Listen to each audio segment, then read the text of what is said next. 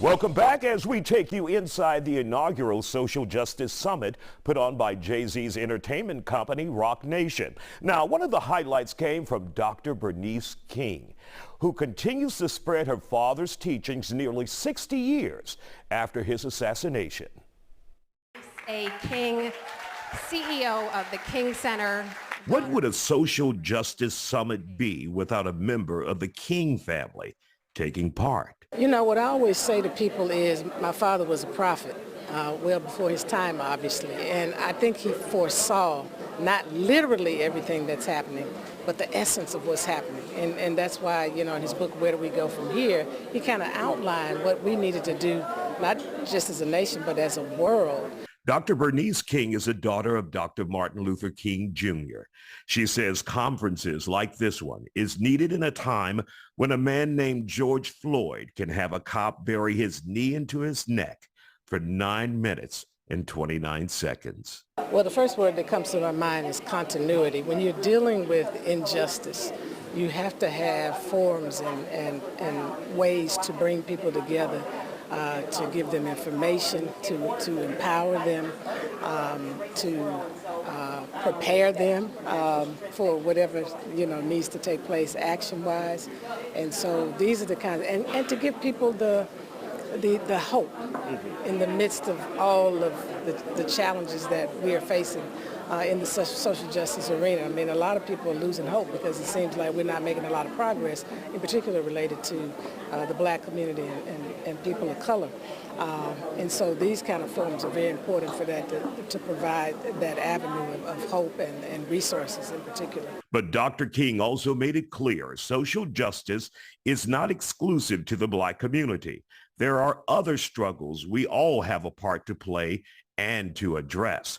She says her father was about unifying the entire human race, which many of us remember simply by recalling the 1963 I Have a Dream speech. One day right there in Alabama, little black boys and black girls will be able to join hands with little white boys and white girls as sisters and brothers. I have a dream today. He also talked about our loyalties, that we can't just be focused, you know, on our own tribes, but we got to figure out how to have an overriding loyalty to humanity. Because when you have that kind of commitment to humanity, it doesn't matter what the race is, what the ethnicity is, what the gender is, what the socioeconomic status is, you're going to make sure that the right thing happens. There was riots all over this nation. Dr. King says part of bringing change in an era where police shootings of black men are the norm is not simply relying on elected officials. She says involvement is what brings a sea of change.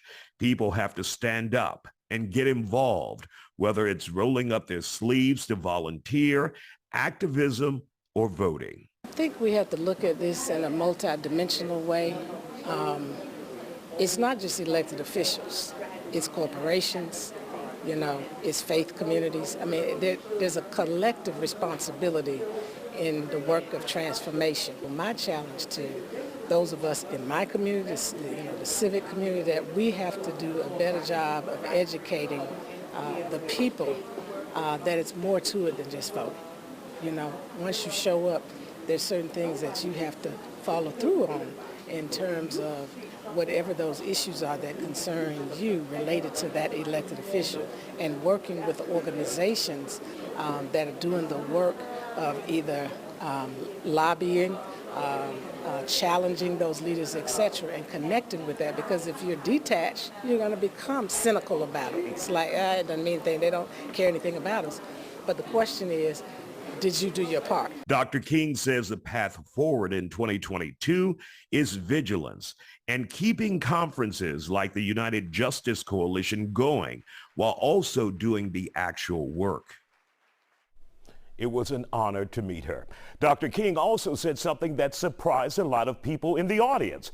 Before you start a nonprofit organization, stop and think. Is there already a group working for this cause? She pointed out that when too many groups are all working separately towards the same goal, the mission can become diluted. Sometimes the best use of your resources is to help those already on your same path. Something to think about.